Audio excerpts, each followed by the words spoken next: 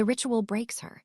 Cara feels her bones settle into a permanent, fragile human state as her golden wolf spirit fades from her mind, whispering a final, "I love you," before vanishing into Randy's chest. Randy gasps awake, his eyes flashing with a power greater than he ever had, supercharged by Cara's sacrifice. He looks at Cara.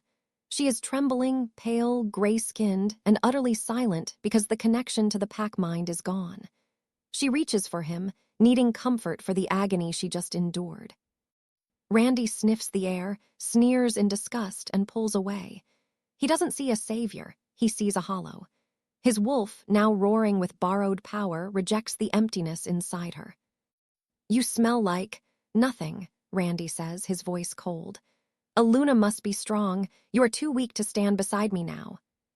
He exiles her from the pack house to the servants' quarters in that very moment, while she is still bleeding from the ritual runes. The cold stone floor pressed against Cara's cheek when consciousness dragged her back to a world she no longer recognized. Every muscle in her body screamed, but the physical pain was nothing compared to the void that opened in her chest when she reached for Oralia. "Oralia." Silence answered. Not the comfortable quiet of a sleeping wolf, but the devastating absence of something that had been part of her since birth. Cara's breath hitched as she pressed her palm against her sternum, feeling for the familiar warmth, the golden presence that had always hummed beneath her skin like a second heartbeat. Nothing.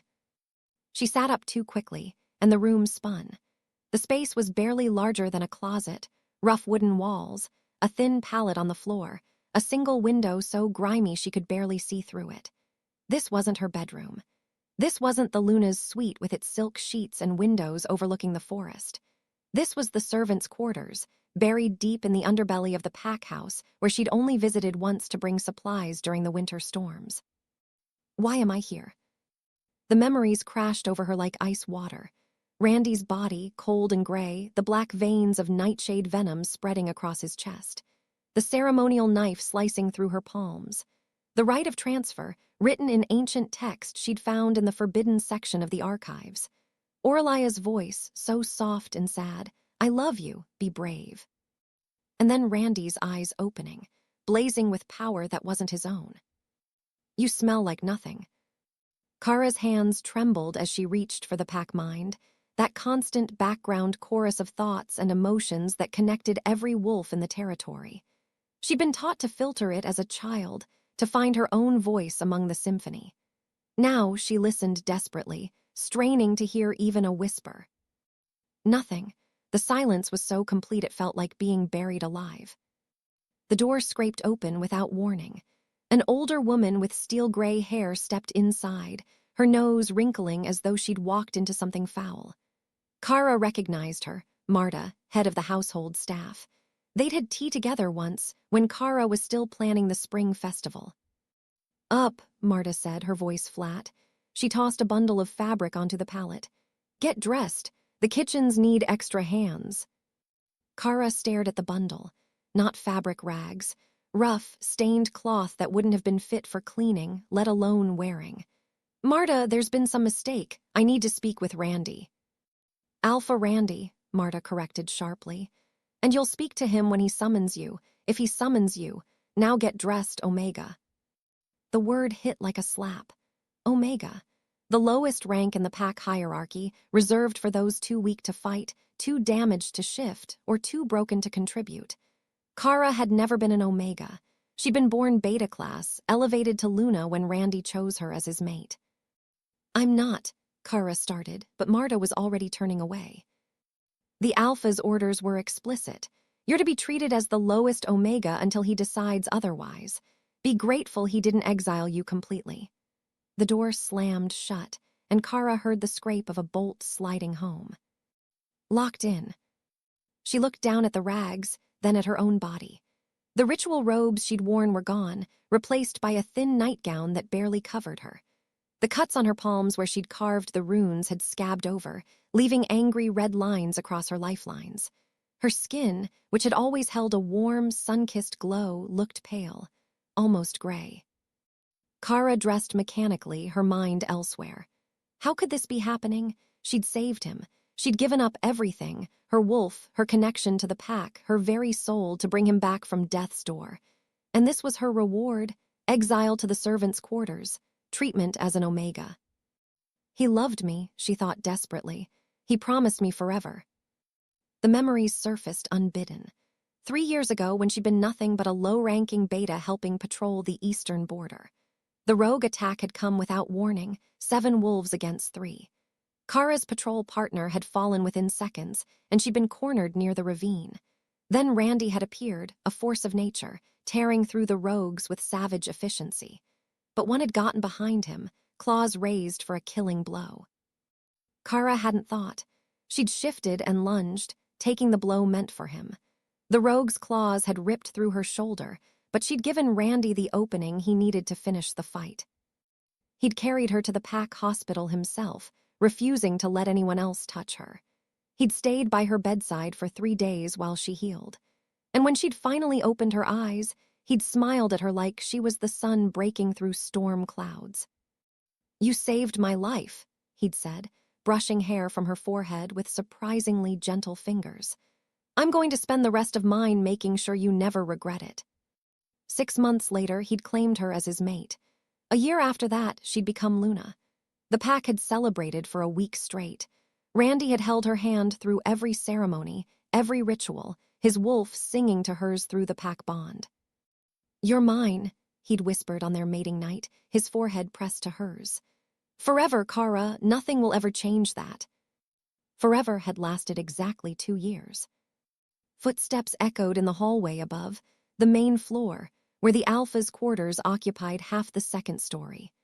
Cara pressed her ear to the door, trying to catch any sound, any hint of what was happening in the world she'd been cast out of. Laughter drifted down, feminine, musical, smug, Sora vain. "How does it feel, Alpha?" Sora's voice was saccharine sweet, dripping with false innocence. "To finally have real power." Randy's response was muffled, but his tone was warm. Pleased. The sound of it carved something vital out of Cara's chest. "Like I could tear down mountains," Randy said, clearer now. They must have moved closer to the servants' stairwell. "I've never felt anything like this. It's like my wolf has been sleeping my entire life, and now he's finally awake." Sora purred. "Maybe you needed a stronger mate to unlock your potential, someone who wouldn't drain you with weakness." A pause. Cara held her breath, pressing harder against the door. "Maybe," Randy agreed, and the casual way he said it, like he was discussing the weather, like he hadn't just dismissed the woman who'd sacrificed her soul for him, made something inside Cara crack. "She'll be dealt with soon enough," Sora continued. "The pack can't have a hollow contaminating the territory. It's only a matter of time before the council demands she be removed entirely." "Let them demand." Randy's voice was cold now, authoritative. "I'll handle Cara when I'm ready. Right now, I have more important things to focus on, like the alliance with the northern packs. They'll be much more interested in negotiating with an alpha of my caliber." They moved away, their voices fading into the upper halls. Cara slid down the door until she was sitting on the floor, her arms wrapped around her knees. The rags she wore smelled of lye and sweat. Her body ached. Her soul felt hollowed out, scraped clean of everything that had made her who she was. And somewhere deep in that emptiness, beneath the grief and shock and disbelief, something else stirred. Something small and hard and cold. It whispered a single word, over and over, in rhythm with her broken heart. "Survive." Marta appeared at dawn with a bucket and brush, dropping them at Cara's feet without ceremony. "Alpha's chambers need cleaning. The new Luna will be moving in fully by week's end." The words landed like physical blows. New Luna, week's end.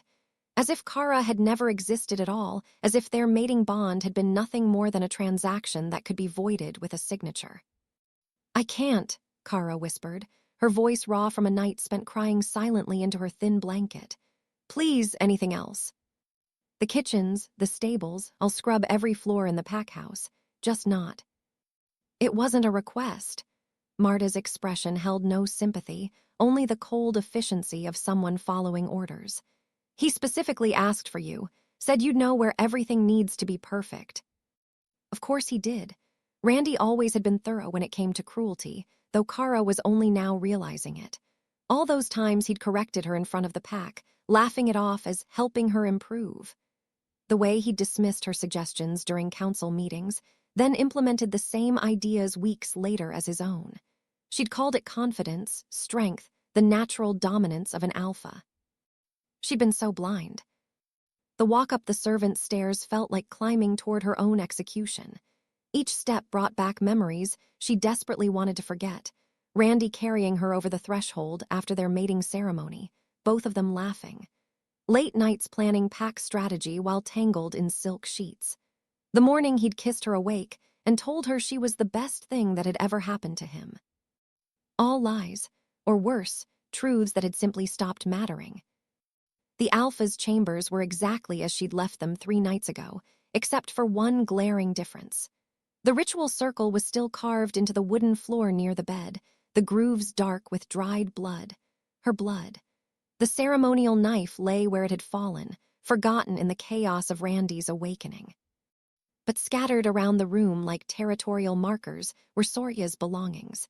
Silk scarves draped over the mirror, expensive perfume bottles lined up on Cara's vanity, a riding cloak hanging where Cara's Luna ceremonial robes should have been.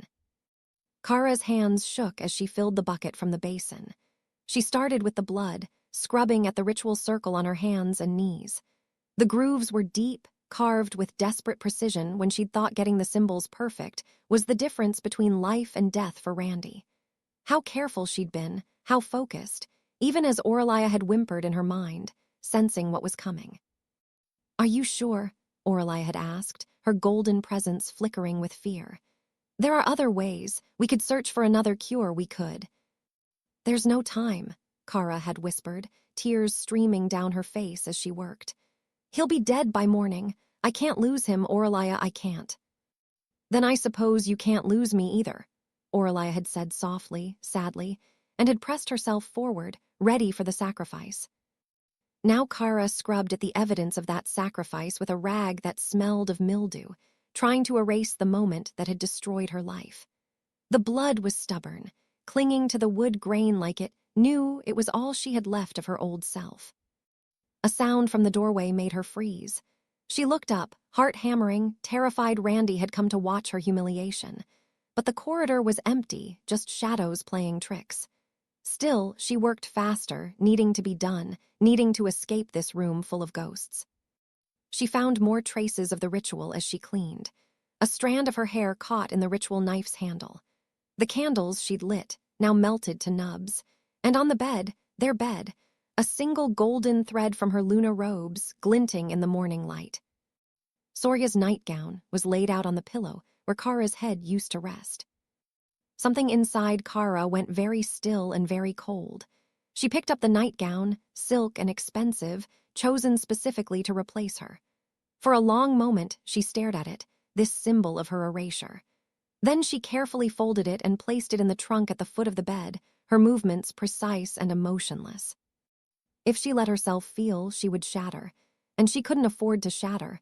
Not yet, not here. By the time she finished, the room looked pristine. No trace of blood, no evidence of the ritual that had saved an Alpha's life at the cost of his Luna's soul. Perfect for Randy's new beginning with his new mate. Cara took one last look at the room where she'd thought she'd spend her life, then walked out without looking back. That night, sleep came hard and unwelcome. The servants' quarters were never quiet, pipes clanging, mice skittering in the walls, the sounds of other low-ranking wolves moving through the corridors. But eventually, exhaustion dragged Cara under, into dreams that felt more like drowning.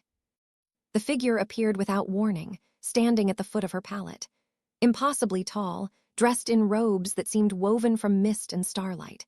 His features were beautiful and terrible, sharp cheekbones, a cruel mouth, and eyes that held no color at all, just endless, fathomless depth.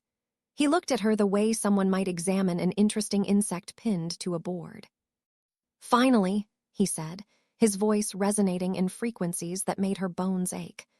"I was beginning to wonder if the shock had broken your mind completely." Cara tried to move, to speak, to scream, but her body was frozen, paralyzed by something that felt like gravity multiplied 1,000 times. "Don't bother fighting it," the figure continued, moving closer with steps that made no sound. "This is a dream. Well, mostly a dream. The lines blur when you're hollow. You're standing in doorways now, little broken thing. Doorways most wolves never even see." "Who are you?" The words scraped out of Cara's throat like broken glass. "Names are such limiting things." He tilted his head, studying her with those terrible, colorless eyes. "But you may call me the Pale Keeper. I keep things that others have lost. Memories, souls, futures that might have been." He smiled, revealing teeth too white, too sharp. "Wolves that have been sacrificed to save unworthy alphas." Cara's paralysis broke with a surge of desperate hope. "Oralia, you have Oralia." "I have what remains of her, yes. Screaming inside your precious alpha's chest, being slowly corrupted by the poison you thought you cured." The Pale Keeper crouched beside her pallet, his face inches from hers. "The rite of transfer doesn't cure nightshade venom, child. It merely postpones the inevitable while providing the victim with a burst of stolen power. Your wolf is dying slowly, in agony, trapped in a body that was never meant to hold her." The words hit like hammer blows. No, the ritual was supposed to save him. I researched it, I followed every instruction." "You followed instructions written by fools who didn't understand what they'd found." The Pale Keeper's voice was almost gentle now, which somehow made it worse. "But that's not why I'm here. I'm here to offer you a choice." He gestured, and suddenly Cara could see herself, really see herself. Not her body on the pallet, but her essence, her spirit. Where Oralia's golden light should have been burning bright, there was only emptiness. A hollow space inside her chest, dark and waiting. "The empty cup can be filled with poison or wine," the Pale Keeper said, his colorless eyes boring into hers. "Choose wisely, little hollow, because what you pour into that void will define what you become. Victim or victor, broken or transformed, dead or dangerous." "I don't understand," Cara whispered. "You will." He stood, his form already beginning to dissolve into the shadows. "The question is whether you'll understand in time to save what matters, or whether you'll waste your second chance trying to win back a man who was never worthy of your first."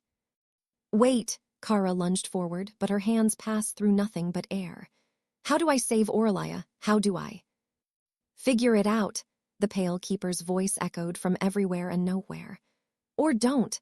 Either way, I'll be watching. You've become quite interesting, little hollow." Cara jolted awake, gasping, her heart racing so fast she thought it might burst. The servants' quarters were dark and silent. Just a dream. It had to be just a dream, a nightmare born from grief and trauma, and... Something tickled her cheek. She reached up and found it. A single feather, long as her forearm, the color of moonlight on water. Silver and ethereal and impossible. Real. Cara clutched the feather to her chest and stared at the ceiling, listening to the mice in the walls and the distant sound of the pack waking above her.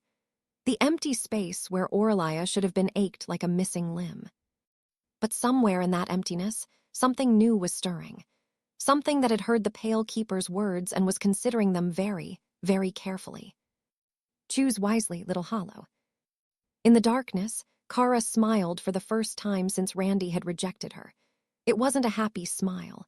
It was the smile of someone who had just realized that having nothing left to lose meant having everything to gain. The kitchen duty rotation placed Cara on breakfast prep with 3 other wolves she'd never bothered to learn the names of when she'd been Luna. The irony wasn't lost on her, as she stood elbow-deep in dishwater beside a scarred man who moved with the careful deliberation of someone whose body had been broken and poorly healed. "You're doing it wrong," he said quietly, not unkindly. "Marta likes the plates stacked by size, not by type. She'll make you redo the whole thing if she catches it." Cara looked at the haphazard pile she'd created and felt heat crawl up her neck. A week ago, she'd been planning state dinners and negotiating trade agreements. Now she couldn't even wash dishes correctly. "Thank you," she managed, starting to reorganize. The man studied her with dark eyes that held too much understanding. "Marcus," he offered, "I've been on kitchen duty for 2 years. Ever since I lost my challenge fight with the beta and my wolf decided he'd had enough of losing. Cara's hands stilled in the water. She'd heard of wolves losing their animal spirits through trauma or defeat, but she'd never met one. Never wanted to, it had seemed like bad luck, like their misfortune might be contagious. The thought made her sick now. "I'm sorry," she said and meant it. "Don't be, I'm alive, aren't I? That's more than most can say after challenging someone 2 ranks above them." Marcus handed her another plate. "Besides, being hollow isn't the worst thing in the world. You learn to see things other wolves miss when you're not constantly hearing the pack mind screaming in your head." Before Cara could respond, a woman's voice cut through the kitchen clatter. "Marcus, stop corrupting the new girl with your depressing philosophy. She's traumatized enough." The speaker was perhaps 40, with gray-streaked auburn hair pulled into a practical braid and hands that moved with the efficiency of someone who'd spent decades in service. But her eyes were sharp, assessing, and when she looked at Cara, there was recognition there. Not of who Cara had been, but of what she'd become. "Alara," the woman introduced herself, not offering a hand. "Widow of Garrett, who died holding the northern border against a rogue incursion 5 years ago. The pack promised me honor. They gave me kitchen work and a monthly stipend that barely covers bread." She said it without bitterness, just stating facts. "You're the Luna who gave up her wolf to save the Alpha, then got tossed aside like garbage. We've heard the stories." "They're not stories," Cara said, her voice rougher than she intended. "They're my life." "Not anymore, they're not." A third voice joined them, younger male, with an uncertain waver that marked him as barely past his first shift. Except when Cara looked at him properly, she realized he probably wasn't past his first shift at all. His eyes held the trapped desperation of someone caught between 2 forms, never quite one or the other. "Finn," Marcus said gently, "did you finish with the pantry inventory?" "Yes, and I came to warn you. The Alpha's in a mood. He threw Beta James through a wall this morning during training. James is in the infirmary with 3 broken ribs and a fractured skull." The kitchen went quiet. Even the other servants stopped their work, listening. "That's the 3rd incident this week," Alara said, her voice low. "Last week it was 4, the week before 6. His power surges keep getting worse." Cara's heart hammered against her ribs. What kind of surges? Marcus and Alara exchanged glances. Finn shifted nervously from foot to foot, his body flickering slightly, a partial shift he couldn't control. Finally, Marcus spoke. "His wolf is too strong, like there are 2 spirits fighting for control instead of one. During the full moon run last week, he nearly killed Theo for getting too close during the hunt. Said Theo's scent was wrong, threatening.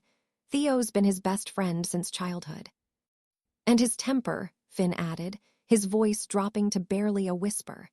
"It's like walking on knives around him. One moment he's fine, the next he's—" The boy trailed off, his eyes haunted. "Violent," Alara finished bluntly. "The council's noticed, the pack's noticed, but no one says anything because he's also stronger than he's ever been. Faster, more powerful. And Soria's been at his side, telling everyone it's just growing pains, that he's ascending to his true potential." Soria, of course. Cara's fingers tightened on the plate she was holding, and she had to consciously loosen her grip before it shattered. "She's been saying other things too," Marcus continued carefully. "Spreading rumors that you used dark magic on him, that the ritual you performed wasn't a sacrifice but a curse, that you're trying to destroy him from the inside." The plate did crack then, a thin fracture running down the center. Cara stared at it, watching her distorted reflection split in 2. "That's insane. I saved his life." "Did you?" Alara's question was sharp. "Because from where we're standing, it looks like you did something to him, and whatever it was, it's eating him alive." "I gave him my wolf." Cara's voice rose, and several heads turned their way. She lowered it to a harsh whisper. "I gave him Oralia. The ritual was supposed to transfer her life force to jumpstart his heart. It should have cured him." "Then why is he getting worse?" Finn asked, his young face creased with genuine confusion.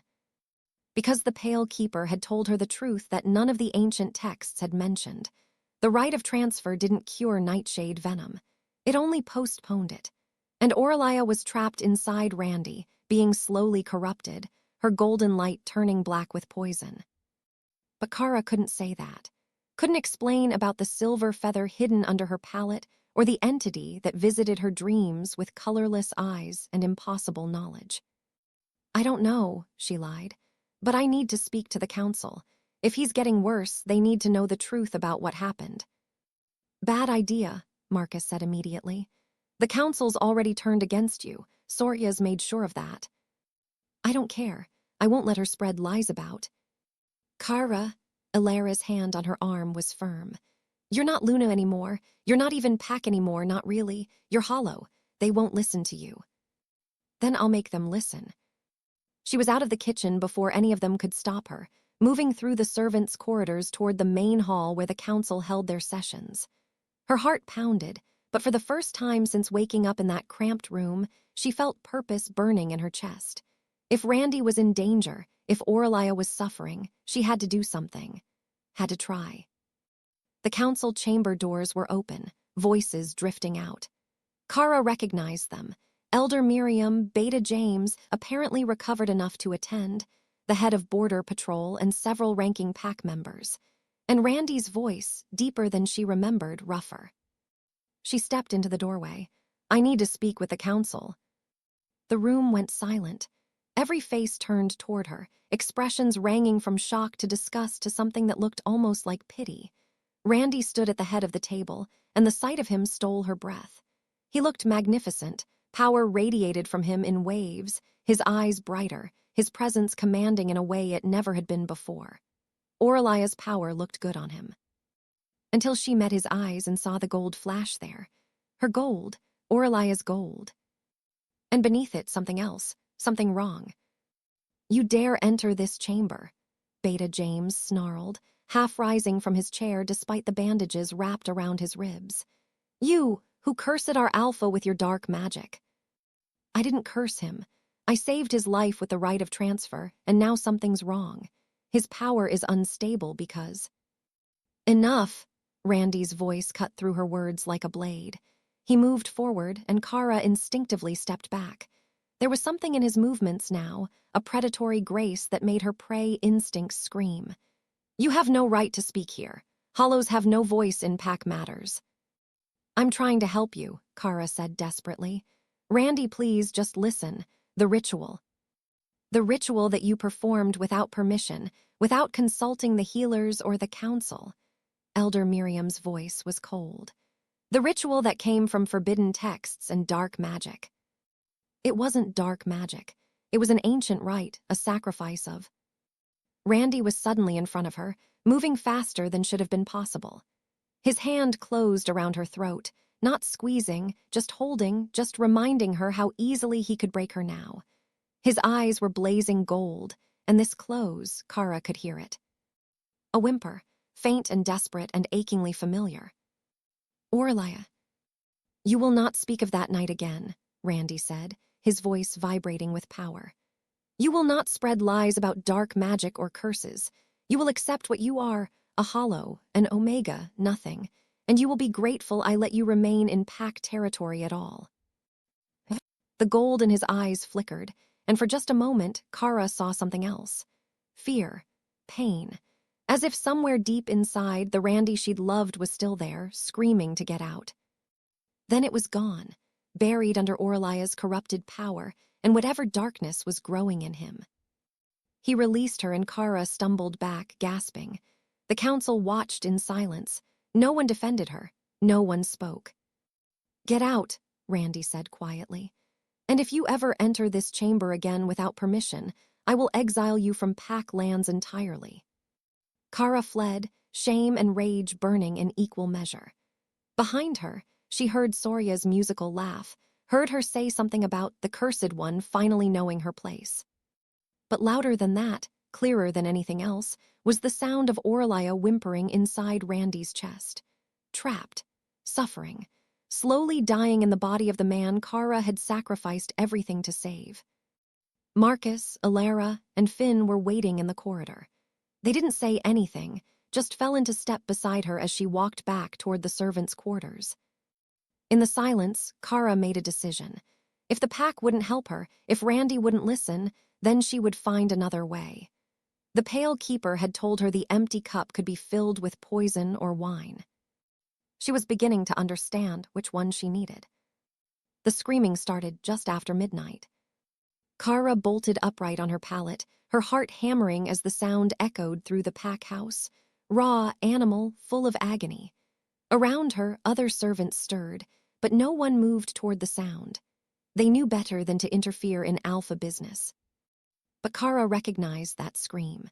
She'd heard it before, in the moments after Randy had taken his first breath with Oralia's power burning in his veins. She was halfway to the door before Marcus caught her arm. "Don't. Whatever's happening up there, it's not for us to see." "He's in pain," Cara whispered, hatting herself for still caring. "He's always in pain now." Marcus's grip was firm. "And he'd sooner kill you than accept help from a hollow. You know that." The screaming stopped abruptly, replaced by the sound of breaking furniture. Then silence, thick and oppressive. Cara sank back onto her pallet, her hands shaking. She could still hear Oralia's whimper from the council chamber, could still see that flash of gold in Randy's eyes that wasn't quite right. Something was wrong. Something was getting worse. And she was the only one who knew the truth. By morning, word had spread through the pack. The Alpha was leading a hunt at dawn. Mandatory attendance for all warriors, voluntary for everyone else. A show of strength, Beta James announced, to prove the pack's unity and their Alpha's power. Cara watched from the kitchen windows as the hunting party assembled.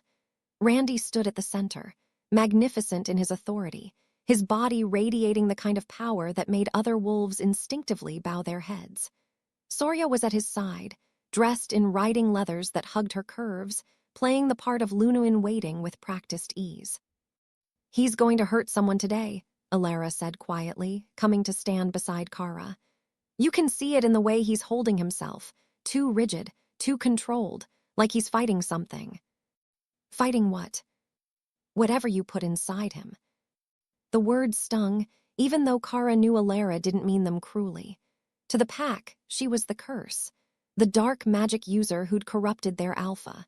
No one wanted to believe that she'd acted out of love, that she'd sacrificed everything trying to save him.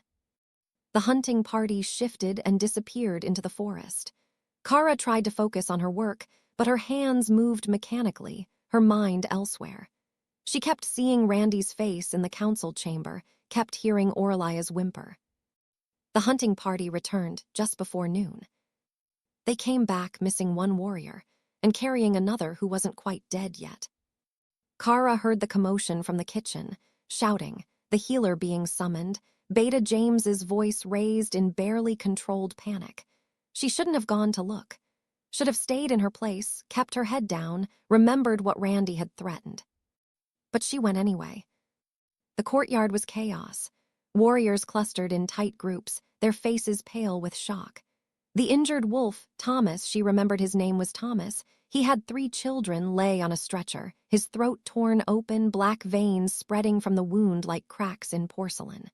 The healer worked frantically, but even from a distance, Cara could see it was hopeless. Randy stood apart from everyone, his back to the pack, his shoulders heaving. Sora was trying to approach him, her hand outstretched, but he snarled at her, actually snarled, and she backed away, her expression flickering between fear and calculation. "What happened?" Cara asked a young warrior standing near the edge of the crowd. He looked at her and there was accusation in his eyes. The Alpha lost control during the hunt. Thomas got too close to his kill and the Alpha, he swallowed hard. It was like he didn't recognize him, like Thomas was prey instead of pack. By the time we pulled him off, Thomas's throat was. The warrior didn't finish. He didn't have to. Thomas stopped breathing a moment later, and the healer sat back with a defeated shake of her head. The pack went very, very quiet. Randy turned slowly, and Cara's breath caught. His eyes were pure gold, no trace of his natural brown. Blood covered his mouth and chin, and his expression, there was nothing human in it. Nothing of the man she'd loved, just hunger and power and something wild that couldn't be contained. "He challenged me," Randy said, his voice rough and wrong. "He got too close. He He stopped, confusion flickering across his face, then horror. Thomas. The body lay between them, accusation made flesh. Sora moved forward carefully, like approaching a rabid dog. My Alpha, you were defending your kill. It's instinct. Natural dominance. Thomas should have known better than to. I killed him, Randy's voice cracked. I killed Thomas, he has children, he was. His hands were shaking, covered in blood. What's happening to me? No one answered. The pack watched their Alpha fall apart, and no one knew what to say. That night, Sora called an emergency council meeting. Cara heard about it from Finn, who'd been serving refreshments in the chamber. She says the Alpha needs to complete the Luna bond immediately, that he's unstable because he doesn't have a proper mate connection to ground him. That's not how it works, Cara said, but her voice was hollow. She knew exactly why Randy was unstable, and it had nothing to do with mate bonds. The council agreed. The bonding ceremony is set for the next blood moon, 2 weeks from now. Finn's young face was troubled. They think it'll fix him. It wouldn't. The Luna bond might mask the symptoms temporarily, might give Randy something else to focus on, but it wouldn't cure the void corruption slowly devouring Oralia's spirit inside him. Nothing would, unless Cara could figure out how. Which was why she found herself creeping through the pack house at 3 a.m, moving through shadows toward the archive library. The lock on the door was simple. She'd had the key once when she was Luna. That key was gone now, confiscated with everything else. But Marcus had taught her a trick with a bent piece of wire, and the lock clicked open after only 2 tries. The archives smelled of old paper and dust. Moonlight filtered through high windows, casting everything in silver. Cara moved quickly to the forbidden section, to the shelves she'd raided when searching for a way to save Randy. The rite of transfer text was still there, the pages she'd studied now marked with dried blood, hers, from when she'd cut her palms to perform the ritual. But there had been other texts that night. Other books she'd dismissed as irrelevant, focused only on finding a cure. Now she pulled them down, searching for anything about nightshade venom, about ancient enemies, about the consequences of the ritual she'd performed. Hours passed. The moon moved across the sky, and slowly, horribly, the truth emerged from scattered references and half-burned pages. Nightshade venom wasn't a poison. It was a weapon, created by something called the void corruption, an ancient force that fed on spiritual energy. The venom didn't kill its victims. It hollowed them out, creating empty vessels the corruption could inhabit. And the rite of transfer, that desperate sacrifice Cara had made, was never meant as a cure. It was meant as a delay. By pouring Oralia into Randy, Cara had given the void corruption exactly what it wanted, a powerful wolf spirit to corrupt and consume. Oralia wasn't keeping Randy alive. She was being slowly devoured, and when she was gone completely, the corruption would take full control. Randy would become something worse than dead. Cara's hands shook as she read the final passage. The only cure is to remove the corrupted spirit before the void takes root. But to do so will kill the host, as their body has become dependent on the borrowed power. A no-win situation. If Cara saved Oralia, Randy died. If she left things as they were, the corruption consumed them both and created a monster.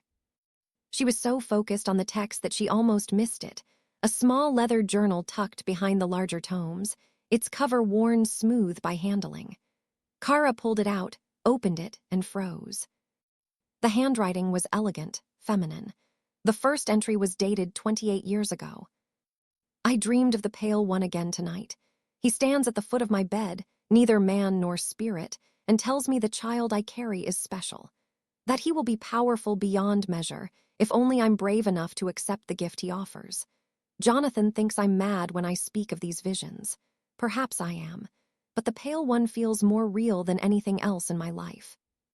Cara turned pages with numb fingers.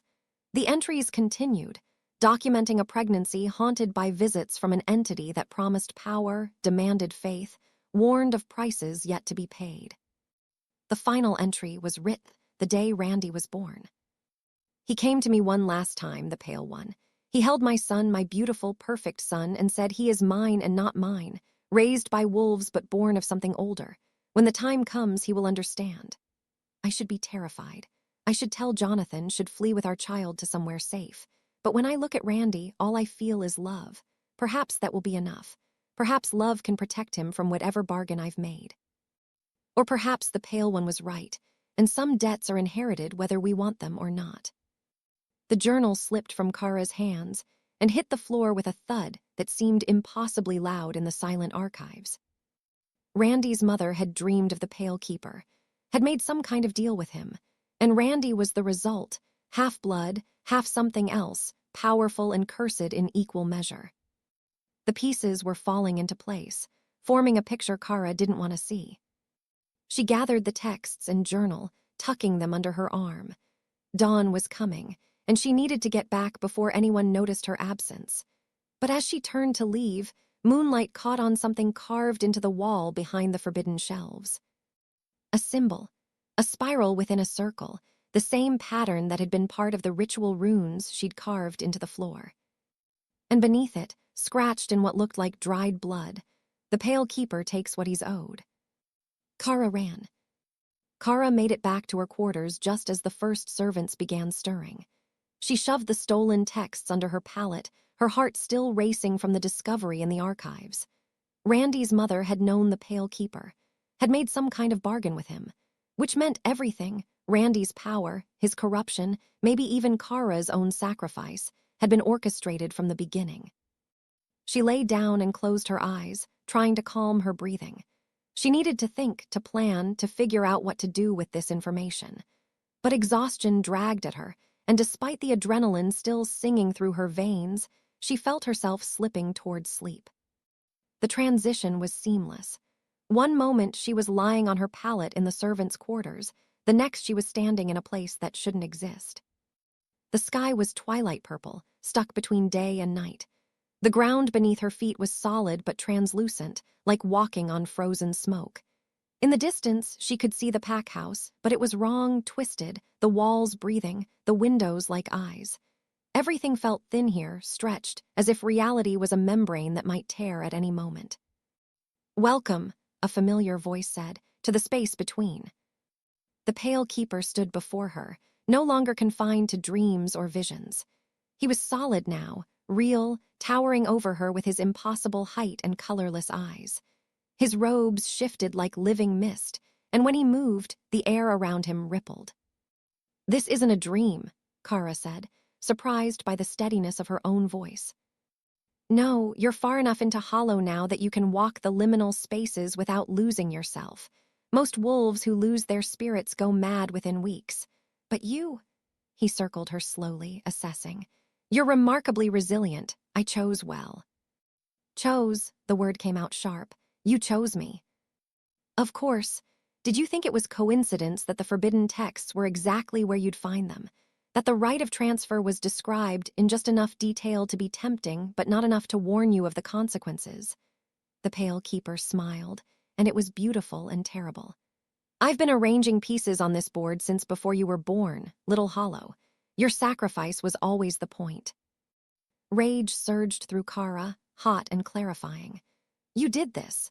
You poisoned Randy, you manipulated me into performing the ritual, you destroyed my life." "I gave you an opportunity." His voice cut through her anger like a blade through silk.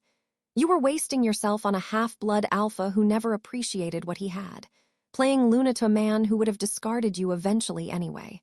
I simply accelerated the timeline." "He was dying." "He was meant to die." The Pale Keeper stopped in front of her, his colorless eyes boring into hers. "The nightshade venom was always going to kill him. The void corruption has been hunting my bloodline for centuries, and Randy was its latest target. But you," he reached out, his fingers not quite touching her cheek, "you offered something far more interesting, a sacrifice pure enough to delay the inevitable and powerful enough to prove you worthy of my true gift." "I don't want your gifts," Cara said through clenched teeth. "I want Oralia back. I want my wolf, my life, my—" "Look." The Pale Keeper gestured, and the world shifted. Suddenly Cara could see through the translucent ground, down into the pack house, into Randy's chambers where he slept fitfully. But that wasn't what made her gasp. Inside Randy's chest, visible only in this liminal space, was Oralia. Her wolf spirit was barely recognizable. Where she'd once been golden light and fierce joy, now she was dimmed, flickering. Black veins crawled across her form like cracks in porcelain, spreading from her heart outward. She was curled into herself, trembling, and even without sound, Cara could tell she was in agony. "Oralia," Cara whispered, dropping to her knees. She reached toward the vision, knowing it was useless but unable to stop herself. "No, no, please." Oralia's eyes opened, golden and familiar and full of pain. She looked directly at Cara and her mouth moved. Not words, but a plea, a desperate, silent begging. "Help me." "The void corruption feeds on spiritual energy," the Pale Keeper said, his voice almost clinical now. "Your wolf is being consumed slowly, her essence converted into fuel for the darkness. In a few weeks, maybe a month, there will be nothing left of her. And when she's gone, the corruption will have full control of Randy's body. He'll become a hollow puppet for something ancient and hungry." The vision faded. Cara found herself back in the purple twilight, tears streaming down her face. "Save her, please, I'll do anything." "Now we're getting somewhere." The Pale Keeper crouched beside her, bringing his terrible, beautiful face level with hers. "Let me tell you a story, Little Hollow. 28 years ago, I met a she-wolf named Lydia. She was kind, brave, and utterly unsuited to be the mate of a weak alpha. So I offered her a bargain. Give me one night, and her son would be born with the potential for greatness." Cara's breath caught. "You're Randy's father." "In the biological sense, yes, though I prefer to think of myself as his architect. I gave him the capacity for immense power, but power without purpose is just destruction. I needed to know if he could be molded into something useful. He couldn't." The Pale Keeper's expression was utterly without emotion. "But you passed every test I set. You sacrificed everything for someone unworthy. You survived being hollow when most would have gone mad. You found the archives, deciphered the truth, and you're still standing here instead of breaking. What do you want from me?" "To be my vessel." He said it simply, as if offering her tea. "My bloodline with Lydia created a half-breed, but what I really need is someone willing to carry my full power. Someone hollow, with space inside them to contain something older than the moon goddess herself. Become that vessel, Cara, and I'll give you the strength to save Oralia, destroy the void corruption, and reshape the pack into what it should be." "And if I refuse?" "Then Oralia dies screaming. Randy becomes a monster. And the void corruption spreads through the pack mind like a plague. Within 6 months, everyone you've ever known will be dead or corrupted. The pack will fall. The territory will become a wasteland." He stood, towering over her again. "But you'll be alive, hollow and powerless, but alive, free to start over somewhere else if you're fast enough." Cara pushed herself to her feet, her legs shaking. "You're asking me to give up my autonomy, to let you use my body as a weapon. I'm offering you power beyond anything a mortal wolf could comprehend. By making me your puppet, your vessel." She laughed, and it came out bitter and sharp. "I just escaped being defined by Randy. Why would I agree to be defined by you?" For the first time, something like surprise flickered across the Pale Keeper's face. "You're refusing." "I'm refusing to be used again." Cara met his colorless eyes without flinching. "There has to be another way. A way that doesn't require me to hand over what's left of myself to another powerful male who thinks he knows what's best for me." The Pale Keeper stared at her for a long moment. Then, impossibly, he smiled. Not the cruel, calculating smile from before, but something that might have been genuine respect. "You continue to surprise me, Little Hollow. Most wolves in your position would leap at the chance for power, regardless of the cost. But you—" He circled her again, and this time there was something different in his movements. Consideration. "You want autonomy, control over your own destiny, to save what you love without becoming someone else's tool." "Yes."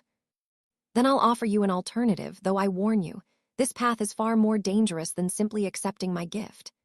The Pale Keeper stopped in front of her, and the purple twilight around them began to shift, showing glimpses of other places. A silver pool surrounded by standing stones, ancient trees with roots that glowed. "Seek the Moonwell. It's a sacred place, older than the packs, where the barriers between worlds are thinnest. There, if you're strong enough, you can learn to weaponize your hollow state. Weaponize it how? Being hollow means you're empty, a void where a wolf spirit should be. But voids are powerful things. They pull, they consume, they absorb.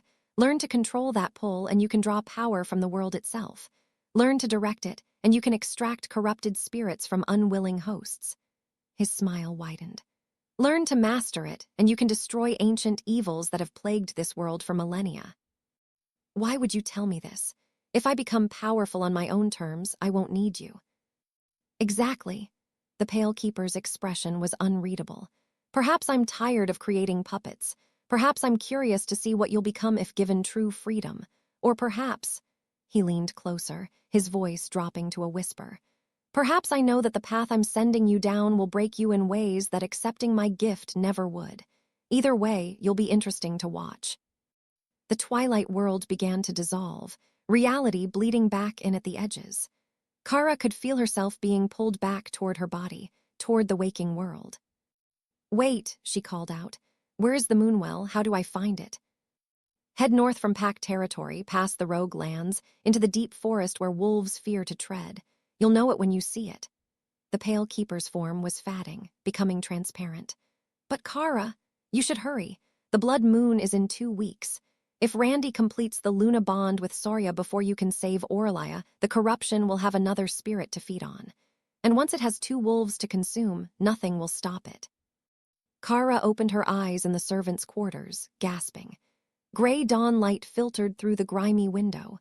Her body ached as if she'd actually been standing in that liminal space, and when she looked down, she found dirt under her fingernails. Impossible, since she'd never left her pallet. But tucked into her palm, pressed into her skin like a brand, was a map. Not drawn with ink, but burned there with silver light, showing a path north through territories she'd never seen. The Moonwell was real. The path forward was real. And Cara had exactly 2 weeks to learn how to weaponize the hollow inside her before everything she'd sacrificed for became irredeemable. She pulled the stolen texts from under her pallet and began to read, planning her escape. Marcus found her in the kitchen 2 days later, his expression grim. Sora knows you've been in the archives. She's convinced the council you're gathering materials for darker magic. They're voting tonight on whether to exile you permanently or execute you for treason. Cara's hands stilled in the dishwater. When? Sunset, maybe sooner if Sora pushes hard enough. He glanced around, making sure they were alone. You need to leave, now. I can't just walk out. The borders are patrolled, and without a wolf, I can't outrun. We know. Alara appeared from the pantry, her face set with determination. Which is why we're coming with you. Well, part of the way at least. Cara stared at them. You'd risk exile for me. Why? Because we're tired of watching good people get destroyed by bad alphas, Marcus said simply. And because if even half of what you told us about Randy's corruption is true, this pack is doomed anyway. Better to help you try to fix it than sit here waiting to die. They moved fast. Finn created a distraction in the main hall, a staged accident involving a cart of wine barrels that sent servants scrambling and drew the guards' attention. In the chaos, Marcus led Cara through the servants' tunnels, ancient passages that ran beneath the pack house like veins. Alara met them at the eastern exit with a pack of supplies, dried meat, water skins, a cloak that smelled of pine and would help mask Cara's scent. The rogue lands start 5 miles north, Alara said, pressing the pack into Cara's hands. Stay off the main paths. The council there hates pack wolves, but they hate alpha corruption more. If you tell them you're fleeing Randy's territory, they might not kill you immediately. Comforting, Cara muttered, but she gripped Alara's hand tightly. Thank you, all of you. Don't thank us yet, Marcus said. Just survive, and if you figure out how to save that wolf of yours, come back and teach the rest of us hollows how to be dangerous. Cara ran. The forest swallowed her within minutes, thick pine and ancient oak creating a canopy that blocked most of the afternoon light. She moved as quietly as she could, following the silver map still burned into her palm. North, always north, past the territorial markers, past the patrol routes she'd memorized when she was Luna, into lands she'd only seen on maps. She made it 3 miles before they found her. The howl echoed through the trees, not a hunting call but an execution order. Cara's blood went cold. She recognized that howl. Jace, Soria's personal enforcer, a massive wolf known for his brutality in combat. They weren't planning to bring her back for trial. They were planning to kill her in the forest and claim she'd been attacked by rogues. Cara pushed herself harder, her human body already aching. Without Oralia, she couldn't shift, couldn't access the speed and strength that would have let her outpace her pursuers. She was just human now, soft and slow and vulnerable. Another howl closer, then another from a different direction. They were flanking her, cutting off escape routes. Pack tactics, executed with the precision of wolves who'd hunted together for years. Cara veered east, hopping to lose them in the rocky terrain near the river gorge. But her foot caught on a root and she went down hard, the breath knocked from her lungs. She scrambled up, tasted blood, and saw them. 3 wolves emerged from the shadows. Jace in the center, massive and gray. 2 others she didn't recognize flanking him. Their eyes glowed with predatory focus, and their lips pulled back from fangs designed to tear and rend. "Soria sends her regards," Jace said, his voice rough with the half-shift. "She wanted us to make it look like an accident, but honestly, I prefer honesty." He stalked forward. "You cursed our alpha, you deserve to die screaming." Cara backed up against a tree, her mind racing. She had no weapons, no wolf, no way to fight 3 trained warriors. This was it. She'd failed before even reaching the Moonwell. Then Jace lunged, and something inside Cara snapped. The void in her chest, that empty space where Oralia should have been, suddenly pulled. It was instinct, desperate and uncontrolled, but it worked. Jace's spiritual energy, the bright flame of his wolf, flickered as he passed within arm's reach. He yelped and stumbled, confused by the sudden drain. Cara felt it flow into her, foreign, burning, wrong, but it gave her strength. Just a trickle, just enough to move faster than human. She rolled aside as the second wolf attacked, and again that pull happened. The wolf's energy wavered, and he fell short of his mark. "What is she doing?" one of them snarled. "I can't feel my wolf." "She's feeding," Jace growled, and there was fear in his voice now. "The curse, she's actually feeding on us." They backed away, circling warily. Cara stood there, her hands shaking, small amounts of stolen energy crackling under her skin like lightning. It hurt. Every cell in her body screamed that this was wrong, that she was pulling in something she wasn't meant to contain. But it worked. "You can't track me," Cara realized, the words tumbling out. "That's why you had to use howls and sight. I'm not in the pack mind anymore. To your wolves, I'm invisible." Jace's expression twisted with rage. "Doesn't matter if we can track you if you're dead." They attacked together this time, coordinated. Cara tried to pull energy again, but she was too slow, too inexperienced. Claws raked across her shoulder and she screamed.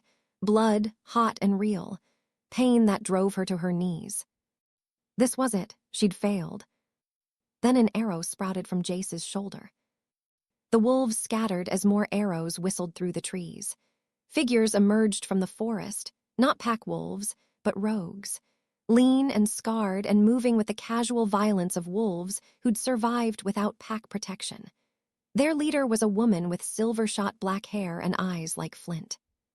"You're in neutral territory now," she said, her voice carrying absolute authority. "And we don't tolerate pack enforcers hunting refugees in our lands." She notched another arrow, aiming at Jace's heart.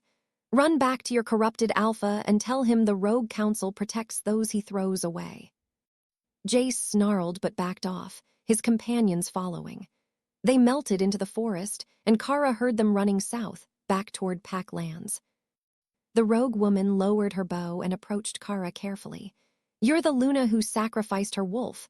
Word travels fast in the neutral lands." She studied Cara with interest.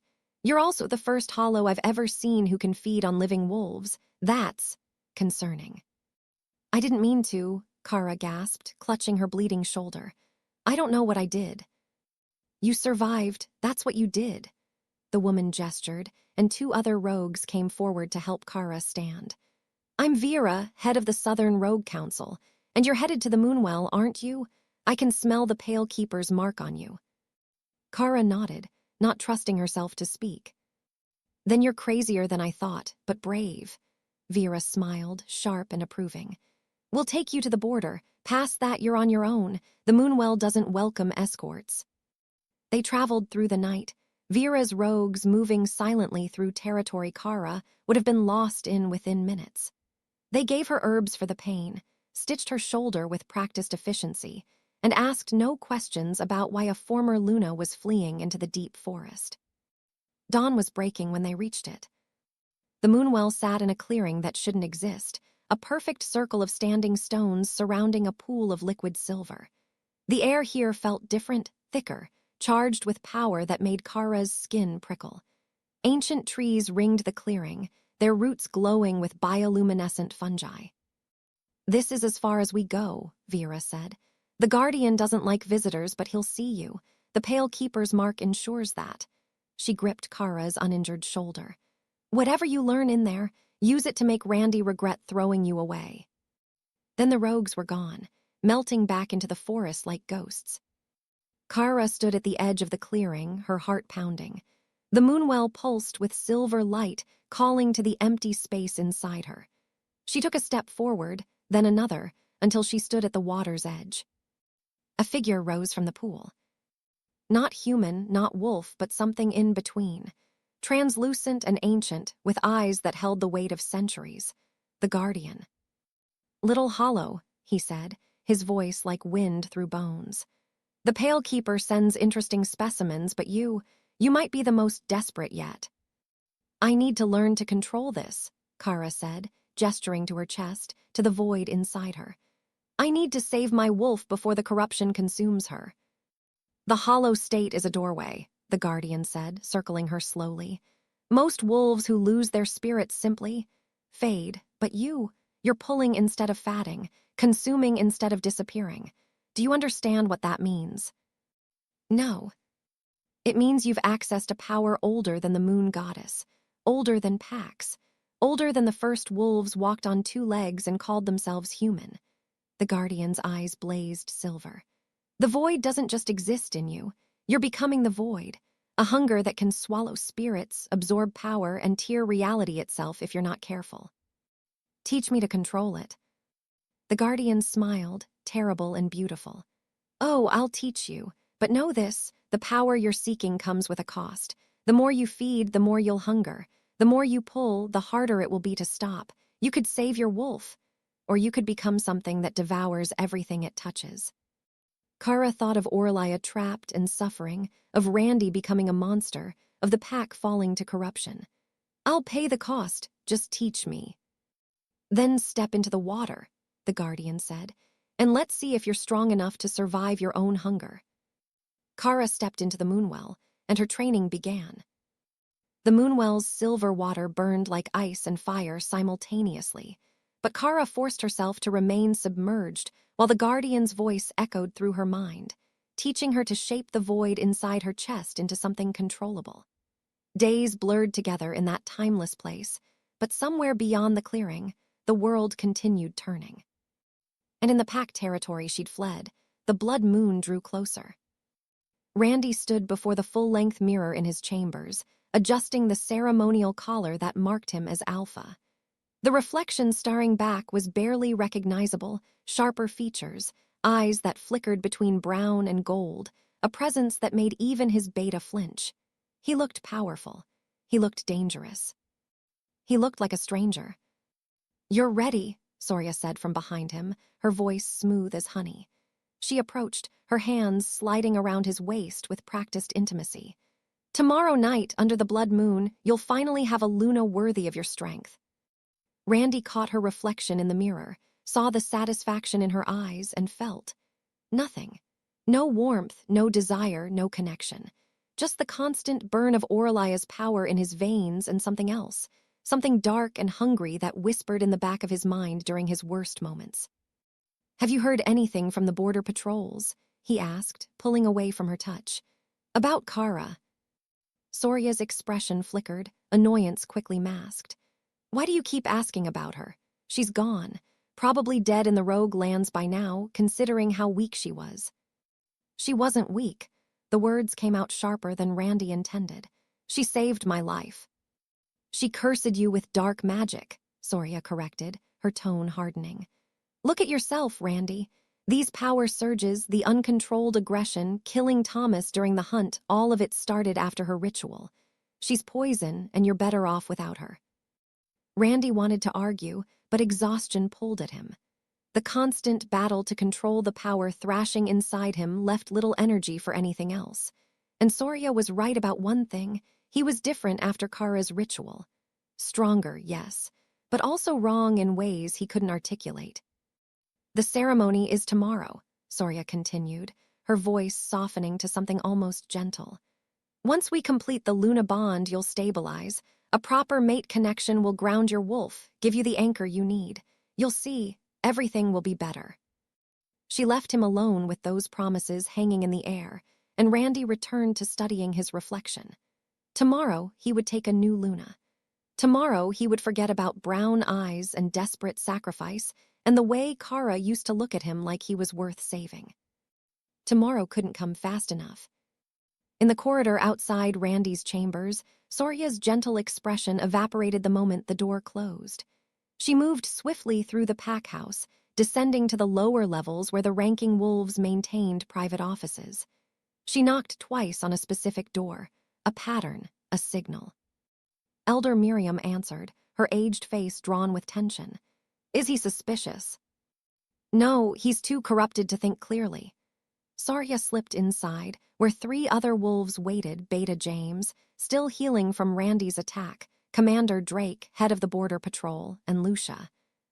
The pack's master strategist. Tomorrow night, during the ceremony, we move forward as planned. You're certain the poison will work this time? Drake asked, his scarred face skeptical. He survived the nightshade venom once. Because that foolish girl poured her wolf into him, Sora said dismissively. This time, we're using something different. Thornheart poison mixed with silver dust. It won't just kill his body, it'll shatter whatever remains of his spirit. No ritual will bring him back from that. Lucia leaned forward, her sharp eyes calculating. And you're certain you can survive the Luna bond long enough to administer the poison? The mating ceremony will link your life forces temporarily. I've been building resistance to Thornheart for months. It'll hurt, but I'll survive. Sora's smile was cold and confident. By dawn, Randy will be dead, his corrupted power will die with him, and I'll be the grieving Luna who bravely tried to save him but couldn't. The pack will turn to you, Miriam, as Elder Council leader. You'll support my claim to leadership, citing my sacrifice and dedication. And what about the half-blood issue? James asked. Randy's corruption proved that mixing bloodlines weakens the pack. We can't risk another alpha with questionable heritage. Which is why I'll take a proper mate after a suitable mourning period, Sora assured him. Someone from a pure bloodline, someone strong. Her eyes lingered on Drake, whose expression remained carefully neutral. But first, we eliminate the corrupted alpha and restore stability. Miriam nodded slowly. The pack is dying under Randy's leadership. Good wolves are being injured or killed by his outbursts. The border packs are questioning our strength. If we don't act now, the territory will fall to either internal collapse or external invasion. She looked at each of them in turn. We all agree, this is treason. If we fail, we die. We won't fail, Sora said. Randy's too weakened by the corruption to fight back effectively. And with Cara gone, there's no one left who cares enough to save him. They dispersed separately, returning to their duties as if the conspiracy didn't exist. Sora made her way back upstairs, playing the role of devoted lunaticby with practiced ease. Tomorrow night, everything would change. Tomorrow night, she would finally have what she'd wanted since the moment Randy had chosen Cara over her 3 years ago. Power. In his chambers, Randy paced like a caged animal. The power inside him surged and ebbed unpredictably, making his skin feel too tight, his bones ache with the need to shift and run and hunt. But every time he tried to shift fully, the transformation felt wrong, as if there were 2 wolves fighting for control instead of one. He found himself at the window, staring out at the forest that bordered pack territory. Somewhere out there, Cara was gone. Exiled by his own cruelty, by words he'd spoken in the first moments of waking with her power burning in his veins. "You smell like nothing. You are too weak." He'd meant it in that moment. Meant it with every fiber of his being, disgusted by the absence where her wolf should have been.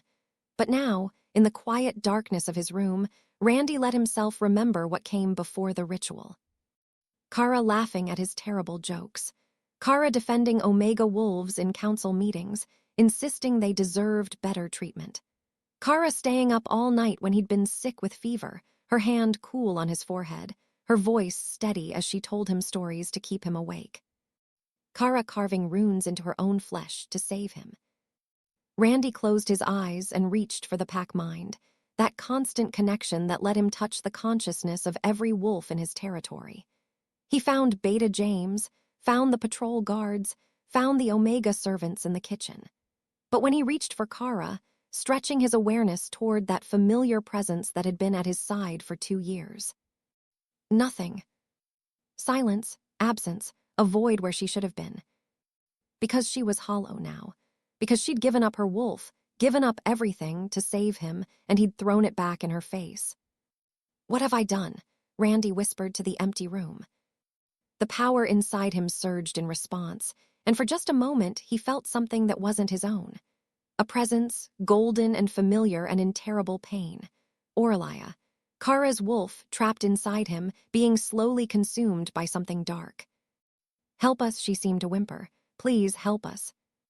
Then the moment passed, and Randy was alone again with his borrowed power and growing horror.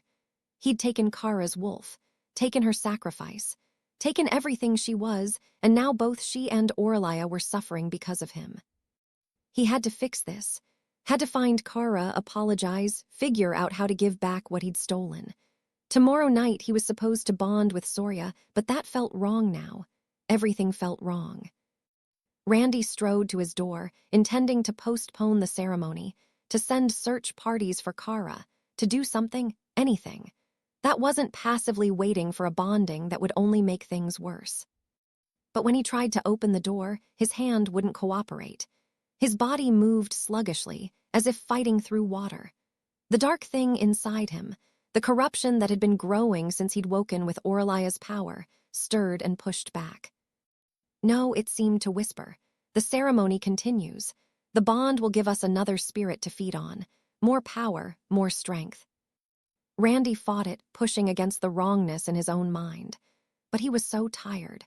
The constant battle to control the surges, to keep from hurting his pack, to maintain even a semblance of leadership, it had drained him.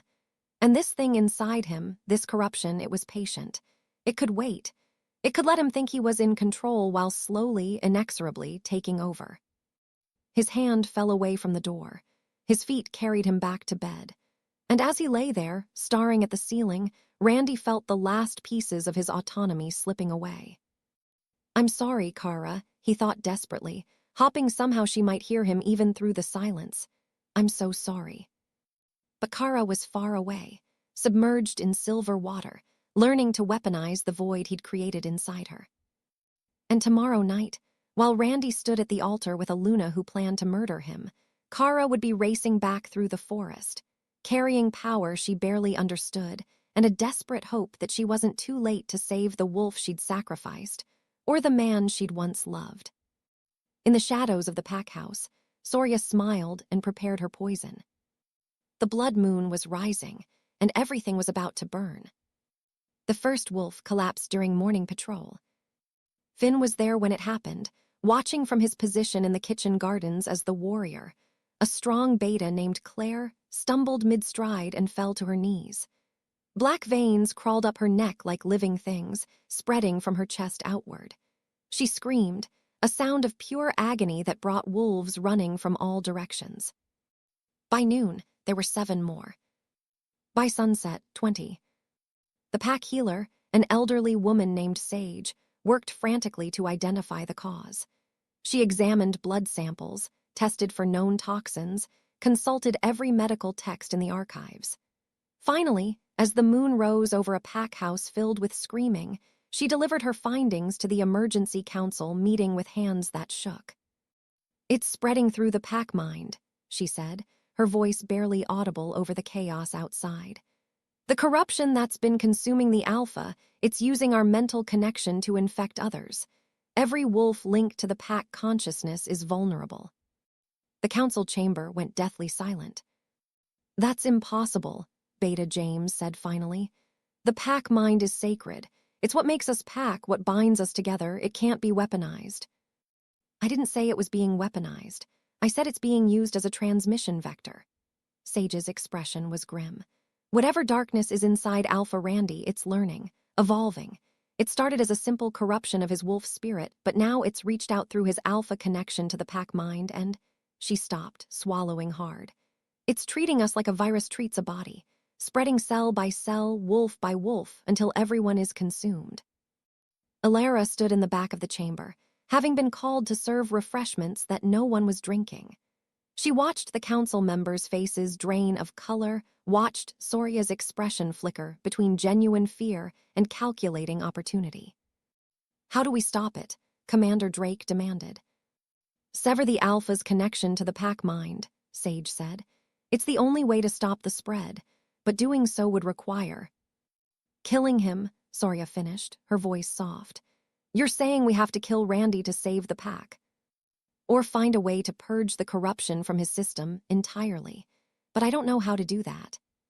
The texts about nightshade venom and void corruption are fragmentary at best, and none of them mention a cure. Because there wasn't one, not in the traditional sense. Alara had heard enough from Cara before she fled to understand that much. The only way to save Randy was to remove Oralia's spirit, which would kill him. And the only person who might know how to remove a corrupted spirit without destroying the host was the woman Randy had cast aside like garbage. A wolf burst into the chamber, wild-eyed and panting. "The Omega quarters, the corruptions hit there hard. 8 wolves down, maybe more, and some of the infected are turning violent. They're attacking anyone who gets close." Panic rippled through the council. Wolves who'd maintained composure for the healer's diagnosis now showed their fear openly. This wasn't a political crisis or a border dispute. This was an existential threat to everything they were. "We need to evacuate the healthy wolves," Drake said, already moving toward the door. "Set up a perimeter, contain the infected." "No," Randy's voice cut through the chaos like a blade. He stood in the doorway, and Alara's breath caught. He looked terrible, gaunt, the black veins visible on his neck and hands, his eyes flickering between brown and gold and something darker. But there was clarity there too, a desperate lucidity that hadn't been present in weeks. "No evacuations, no containing the infected." Randy moved into the room, and wolves instinctively backed away from him. "This is my fault, my corruption. I won't let you turn pack members into prisoners because of what I've become." "Then what do you suggest?" Soria's voice held carefully modulated concern. "We let the corruption spread until everyone is dead." Randy flinched. "There has to be another way. The ritual Cara's ritual was supposed to cure me. If we can figure out what went wrong, maybe we can reverse it." "Cara's not here," James said flatly.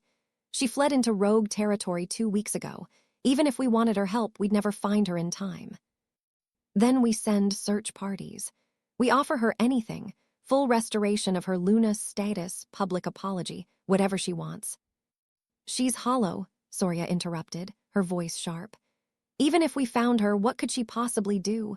She has no wolf, no power, no connection to the pack mind that's spreading the corruption. She's useless." Randy's hand shot out and caught Soria's throat before anyone could react.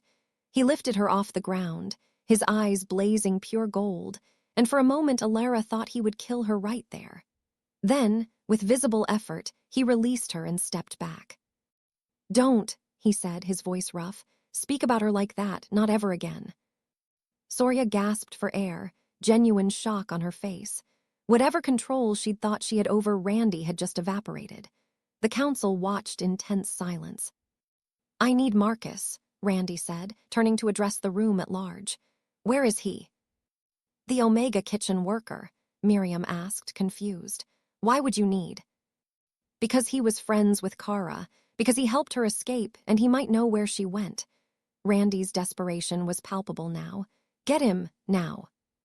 They brought Marcus up 20 minutes later, the scarred Hollow looking terrified to be standing before the Alpha and Council. Randy approached him carefully, and Alara saw something in his expression she'd never witnessed before, genuine humility. You helped Cara leave, Randy said. It wasn't a question. Marcus's jaw tightened, but he didn't deny it. Yes. Do you know where she went? A pause. Marcus glanced at Alara, who gave a tiny nod. North, into the deep forest. She was looking for something called the Moonwell. Hope flared in Randy's eyes. Can you find her? Maybe, if she's still there, if she's still alive. Marcus crossed his arms.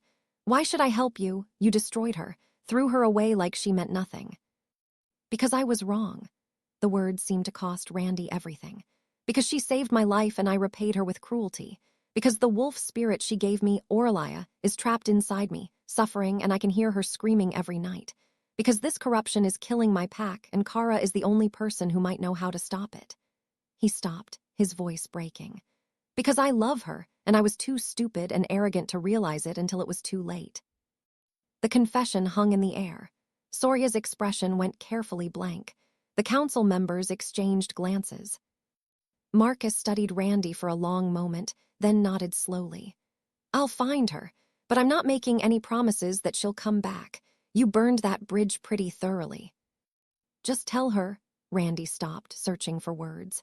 Tell her I understand if she wants me to die. Tell her I understand if she never wants to see me again. But tell her the pack is dying. Tell her there are innocent wolves, omegas, children, elders, who had nothing to do with how I treated her, and they're suffering because of my mistakes. If she has even a shred of mercy left, ask her to help them. And what will you offer her in return? Anything, everything, my life if that's what it takes. Marcus left within the hour, carrying supplies and one of the fastest horses from the pack stables. Alara watched him go, hopping desperately that Cara was alive, that she'd learned something at the Moonwell, that she'd be willing to come back to save a pack that had turned its back on her. The days that followed were a nightmare. The corruption spread faster, jumping through the pack mind like wildfire. Wolves turned violent, attacking family members and friends. Some fled into the forest, breaking their pack bonds and becoming rogues rather than risk infection. Others barricaded themselves in their homes, trying to avoid contact with anyone who might be corrupted. Sora's conspiracy adapted quickly. With Randy weakened and the pack in chaos, she positioned herself as the voice of stability. She organized the quarantine efforts, managed food distribution, and quietly reminded key wolves that the bonding ceremony, now postponed indefinitely, might have prevented all of this if it had happened on schedule. Randy barely left his chambers. The corruption was consuming him faster now that it had spread to others, as if their combined suffering fed it. He could hear Oralia constantly now, her whimpers and pleas for help a background chorus to his every waking moment. And beneath her voice, something else, something ancient and hungry that whispered promises of power if he would only stop fighting and give in. Marcus returned on the 7th day. He came alone, riding hard, and went straight to Randy's chambers. Alara, who'd been bringing the Alpha his barely touched meals, was there when Marcus delivered his message. I found her, Marcus said without preamble. She's alive. She's been training at the Moonwell with some kind of ancient guardian spirit, and he paused, his expression complicated. She's different, powerful. The hollow state, she's learned to weaponize it somehow. I watched her absorb energy from the environment, saw her create shields made of pure void. It was terrifying and beautiful. Will she come? Randy asked, barely breathing. Marcus shook his head slowly. I gave her your message, told her about the corruption spreading, about the pack dying, about you begging for her help. I told her you said you loved her. And she said, tell him I hope he finds someone strong enough to stand beside him. Marcus's voice was flat, delivering the words exactly as Cara had spoken them. Then she turned her back on me and walked back into the Moonwell. She's not coming, Randy. You destroyed her and she's not coming back to save you. Randy sank into his chair. the last hope draining from his face. Around them, wolves screamed as the corruption continued its relentless spread. And in the Moonwell, Cara stood waist-deep in silver water, her hands glowing with void energy, preparing for a journey that had nothing to do with saving Randy and everything to do with saving the wolf spirit he'd stolen from her. The blood moon rose like a wound in the sky, casting everything in crimson light that made the corruption's black veins look like cracks in reality itself. The ceremonial clearing was packed with wolves, those still healthy enough to stand, desperate for any solution that might save them. The infected were kept at the edges, restrained but present, their labored breathing a constant reminder of what awaited everyone if this didn't work. Randy stood at the altar, barely upright. The ceremonial robes hung loose on his frame, and the golden collar of alpha authority seemed to weigh him down rather than elevate him. Beside him, Sora wore white, the traditional color for a Luna claiming her bond. She looked radiant, powerful, everything a Luna should be.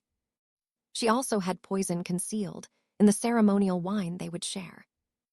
"Brothers and sisters," Elder Miriam began, her voice carrying across the clearing. "Tonight, under the blood moon's witness, we join our Alpha to his Luna. May their bond bring stability to our pack and healing to our land." The words rang hollow. Half the wolves present were infected, their eyes reflecting the same golden-black corruption that consumed Randy. The other half watched with desperate hope that a Luna bond might somehow miraculously cure what every healer had declared incurable. Randy barely heard the ceremony. His attention kept drifting to the forest's edge, hopping against hope that Marcus had been wrong, that Cara might appear at the last moment like in the old stories. But the trees remained empty, and Sora's hand was warm in his as Miriam continued the ancient rites. "Do you, Sora Vane, accept this bond? Do you pledge your life, your strength, your wolf to this Alpha and his pack?" "I do." Sora's voice was clear and strong. Underneath her composed exterior, her heart raced with anticipation. Minutes now, just minutes until she could claim everything she'd worked for. "And do you, Randy, son of Lydia and—" Miriam hesitated, the traditional words catching in her throat. Everyone knew now that Randy's father wasn't the deceased Alpha Marcus, but something else. Something that had visited his mother in dreams. "Do you accept this bond? Do you pledge your life, your strength, your wolf to this Luna and your pack?" Randy opened his mouth to respond, and Oralia screamed inside his chest. The sound was soundless, spiritual, heard only by him, but it was so desperate, so full of agony that he staggered. The corruption surged in response, black veins racing up his neck, and for a moment his eyes went completely dark. He gasped, fighting for control. Thunder cracked across the clear sky. Every wolf in the clearing turned toward the forest as a presence entered the ceremonial grounds. Not walking, manifesting, as if reality itself bent to allow her passage. The air pressure changed, making ears pop and wolves whine nervously. Cara stepped into the crimson moonlight, and she was transformed. Her hair moved as if in an invisible wind, and her eyes, those brown eyes that had looked at Randy with such love, now held depths that made even the elders step back instinctively. Around her body, the air shimmered with void energy, visible as distortions in space where she'd learned to channel the hollow inside her. She wore simple traveling clothes, but power radiated from her in waves that made the spiritual energy in the clearing ripple and flex. She looked at Randy, and her expression was unreadable. "Cara," he breathed, hope and horror warring in his chest. "You came." "Not for you." Her voice was different too, layered, as if speaking from multiple places at once. "I came for Oralia." Sora recovered quickly, stepping forward. "How dare you interrupt this ceremony? Guards, remove this cursed." Cara raised one hand, and Sora's voice cut off as if severed. The void energy around Cara pulsed, and every wolf in the clearing felt it. A pull, a hunger, a presence that could swallow them whole if it wanted to. "The corruption is using the pack mind to spread," Cara said, addressing everyone now. "Every wolf here is connected, which means every wolf here is infected or will be soon. The only way to stop it is to cut out the source." Her eyes fixed on Randy. "Him." No, Soria found her voice again, panic breaking through her careful composure. The Luna bond can stabilize him. Give it a chance to. The Luna bond will give the corruption another spirit to feed on, Cara interrupted. It will accelerate the spread, not stop it. Did you really think marrying him would save anyone? Or did you just want the power before he died? The accusation hung in the air. Soria's face went pale, then flushed with rage. I've done nothing but try to save this pack. While you fled into the wilderness, I stayed. I organized, I planned to kill him. Cara's words were flat, certain. You have Thornheart poison mixed with silver dust in that ceremonial wine, enough to shatter his spirit and claim leadership for yourself. The clearing erupted in chaos. Wolves shouted accusations, denials. Elder Miriam grabbed for the wine cup, and Soria lunged to stop her. In the confusion, Drake and 3 other high-ranking wolves moved toward Randy with weapons drawn, the conspiracy exposed. They had nothing left to lose. Traitors! Beta James roared, intercepting Drake's blade. Wolves collided, the ceremony dissolving into violence as Soria's faction revealed themselves and attacked. Randy stood frozen at the center of the chaos, overwhelmed. The corruption surged inside him, fed by the violence and fear permeating the clearing.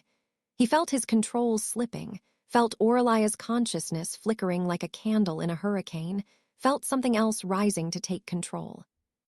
Let me out, the void corruption whispered. Let me show them real power. No, Randy gasped, fighting it. I won't, I can't. But his body was already changing. The transformation that rippled through him was wrong in every way a shift could be wrong. Bones broke and reformed incorrectly. Muscle and fur erupted in patches, neither human nor wolf but some twisted hybrid. His face elongated into a snout filled with too many teeth, and his hands became claws that could rend steel.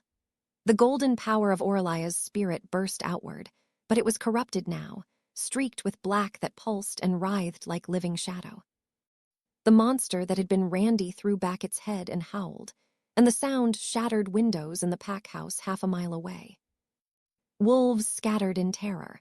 The fighters, both Soria's conspirators and Randy's loyalists, froze as the creature turned its attention on them. It moved with terrible speed, crossing the clearing in 2 bounds. Drake died first, torn apart so fast he barely had time to scream. Then Lucia, crushed beneath claws that pulverized bone. Randy, stop, Soria screamed, all pretense of control gone. It's me, it's... The creature's head swiveled toward her with predatory focus. It didn't recognize her, didn't recognize anyone. There was nothing human left in those eyes, just hunger and corruption and Oralia's agonized consciousness trapped in the center of it all. Cara moved. She was suddenly between Soria and the creature, void energy crackling around her hands. The monster lunged, and Cara caught it, actually caught it, her power forming a shield that absorbed the impact. The clearing's spiritual energy warped around them, reality bending under the strain. Oralia, Cara said, her voice penetrating the creature's roar. I know you're in there. I know you can hear me. The monster thrashed, trying to break through her shield. But Cara held firm, and slowly, impossibly, she pushed deeper. Not physically, spiritually. Her void power reached into the creature's chest, into the space where Oralia's spirit was trapped and corrupted. And she saw her. Her beautiful golden wolf, diminished and twisted by months of torture. Oralia's form was barely recognizable, more black veins than gold light now. But her eyes, those were still the same. Still Oralia. Still the wolf who had whispered, I love you, before sacrificing herself. Please, Oralia's consciousness begged without words. Please, end this, I can't. I can't hold it back anymore. It's eating everything I am. Tears streamed down Cara's face. I'm so sorry. I'm so sorry I did this to you. You saved him, loved him. That's what we do. Oralia's presence flickered, fighting to maintain coherence. Now save me. Let me go. Let me rest. Around them, the pack watched in terrified silence as Cara and the monster remained locked in their spiritual confrontation. Some wolves wept. Others prayed. All of them understood they were witnessing something that would define their pack for generations, if any of them survived to remember it. Cara looked up at the creature's face, saw Randy somewhere deep inside, screaming. Saw the corruption that would consume everyone if she didn't act. Saw the impossible choice laid bare before her. Save Randy and let the corruption spread. Or save Oralia and everyone else and let Randy die. There was no middle ground, no clever solution. Just a choice between the man she'd once loved and the wolf who'd been part of her soul. "I'm sorry," Cara whispered to both of them. "I'm so sorry." Then she pulled. The void inside her opened fully, becoming a hunger vast enough to swallow stars. Cara channeled every lesson the Guardian had taught her, every hour of training in the Moonwell's silver water. She reached into the creature's chest and wrapped her power around Oralia's corrupted spirit like hands around a dying flame. And she ripped it free. Oralia came out screaming. A golden streak of light shot through with black corruption. Cara caught her in the void, feeling her wolf's essence pour into the empty space where she'd once lived. But this wasn't a reunion, it was a mercy killing. Oralia was too corrupted to survive, too damaged to heal. The moment she left Randy's body, she began to dissolve. "Thank you," Oralia's final thought echoed through Cara's mind. "Thank you for loving us enough to let us go." The golden light scattered across the clearing like stars falling, each mote purifying a small section of corrupted ground. The pack watched in awe as Oralia's spirit, freed at last, dissipated into the night sky. And Randy, the creature, collapsed. The corruption that had held him together, that had fed on Oralia's power for months, suddenly had nothing to sustain it.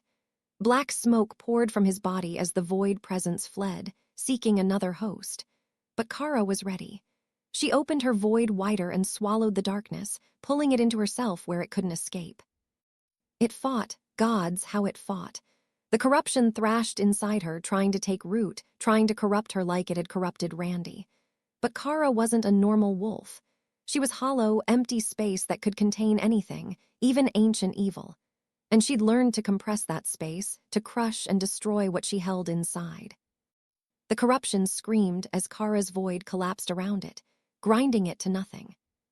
When she finally released her power, the clearing was silent. The infected wolves stood blinking, the black veins fatting from their skin. The pack mind, cleansed of corruption, hummed with cautious relief. And at Cara's feet, Randy lay naked and human and dying, the borrowed power that had kept him alive for months now gone forever.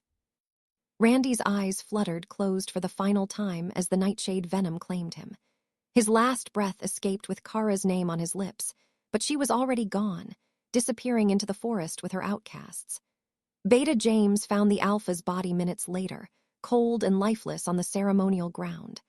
The pack that had once feared Randy's power now stared at his corpse with a mixture of relief and uncertainty. Elder Miriam took temporary leadership, her first act a solemn decree. Let it be known that Alpha Randy died as he lived, alone, a cautionary tale of what happens when power matters more than the people who give it meaning. Sora was never seen again. Some said she fled to distant territories, others whispered she'd been killed by her own conspirators when the plot failed. Either way, her name became synonymous with treachery, spoken only as a warning to ambitious wolves who valued power over integrity. The pack slowly rebuilt under new leadership, Beta James, who'd remained loyal even when Randy had broken his ribs, and a council of equals rather than a single alpha. They erected no monument to Randy. No songs were sung of his reign. Instead, they planted a garden where he'd died, letting new life grow from the ground his corruption had poisoned. But in the north, beyond the Moonwell, beyond the rogue territories, Cara's legend grew. 6 months after her departure, her pack had swelled to 50 wolves, all outcasts, all hollows, all those deemed too weak or broken by traditional pack standards. They called themselves the Silver Moon Pack, and their territory became a sanctuary for any wolf fleeing abuse, corruption, or the rigid hierarchies of the old ways. Cara stood in the central clearing of her new home, watching her pack train. Marcus was teaching tracking techniques that didn't require wolf senses. Ilara was showing younger wolves how to use consciousness projection for scouting. Finn demonstrated his partial shift combat style, his human hands sprouting claws while his legs remained bipedal, giving him advantages traditional full-shift wolves couldn't match. And Luna, her silver wolf spirit, hummed contentedly in her chest, a constant companion that was truly hers. Not borrowed, not sacrificed, not stolen. Earned through survival and strength and the courage to choose herself when the world demanded she keep giving pieces away. A young she-wolf approached hesitantly. She'd arrived 2 weeks ago, fleeing a pack where her alpha had rejected her for being defective, born unable to fully shift, just like Finn. Her name was Sierra, and she still flinched when people moved too quickly. Luna Cara, Sierra's voice was small. I wanted to thank you for letting me stay, for not seeing me as broken. Cara smiled and touched the girl's shoulder gently. You're not broken, Sierra, you're different, and different isn't weakness, it's possibility. She gestured to the pack training around them. Every wolf here was told they were too weak to matter, and look at us now. We're thriving, building something the traditional packs can't even imagine. Do you ever miss it? Sierra asked. Your old pack, being Luna to a powerful alpha. Cara was quiet for a moment, considering. I miss who I thought Randy was. I miss Oralia every single day. But the pack, the hierarchy, being valued only for what I could sacrifice rather than who I am. She shook her head firmly. No, I don't miss that at all. That night, as the full moon rose silver and bright, Cara stood on her cliff overlooking the territory. Behind her, the pack gathered for their monthly howl, not a show of submission to an alpha, but a celebration of survival, of community, of choosing to build rather than destroy. Marcus joined her at the cliff's edge. You know they're telling stories about you in the southern territories, the Luna who absorbed corruption itself and lived, the Hollow who became more powerful than any wolf with a spirit. They're calling you a legend. Let them call me whatever they want, Cara said. I know who I am, and that's enough. What about Randy? Marcus asked carefully. Do you ever wonder if you made the right choice, letting him die?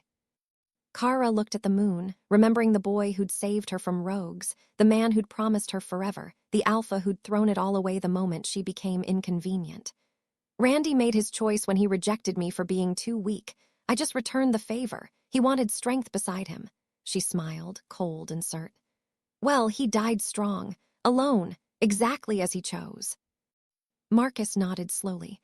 And Oralia? Lives on. Cara pressed her hand to her chest, where Luna pulsed with silver light. Not the way she was, but her sacrifice, her love, it's woven into everything we've built here. Every outcast we save, every hollow who learns they're not broken, that's Oralia's legacy. That's what her sacrifice actually meant. The pack's howl rose behind them, 50 voices singing in harmony. Not submission, not dominance, just joy, just being. And in that moment, Cara understood that this family she'd built from broken pieces, this territory claimed through courage rather than conquest, this life she'd chosen for herself, this was what strength actually looked like. Not power over others, but power with them. Not forcing others to sacrifice for you, but choosing what you'll give freely.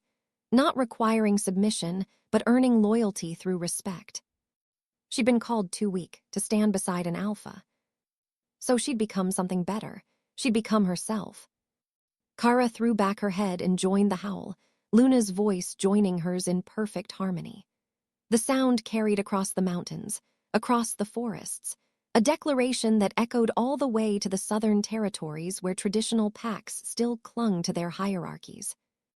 The message was clear, the old ways were dying, and from their ashes something new, something better was being born. The Luna of the Hollow had risen, and she would never bow again. Years later, historians would mark this as the beginning of the Great Pack Reformation, when the rigid hierarchies started crumbling, when hollows were no longer seen as broken, when sacrifice became a choice rather than an expectation. They would trace it all back to one woman who'd been discarded as too weak and had turned that weakness into revolutionary strength. But Cara didn't think about legacy or history. She thought about the young wolf who'd arrived today, terrified and broken, who would wake up tomorrow in a safe den surrounded by wolves who understood. She thought about Marcus teaching tracking to a class of eager students. She thought about Alara and Finn laughing over a shared meal. She thought about Luna, her silver wolf who purred contentedly in her chest and whispered, "We did it. We survived. We're free." And Cara smiled, because that was the only ending that mattered. Not revenge, not vindication, not even justice. Just freedom, just choice, just the fierce joy of building a life on her own terms. The Luna of the Hollow stood on her cliff, surrounded by her chosen family, and knew with absolute certainty that she would never sacrifice herself for someone else's strength again. She was whole, she was free, she was enough. And that was the best ending of all. Did Cara's transformation give you chills? Subscribe now for more stories where the weak ones become unstoppable. Because sometimes the best revenge is becoming so powerful they regret ever underestimating you. Hit that subscribe button and I will see you in the next story.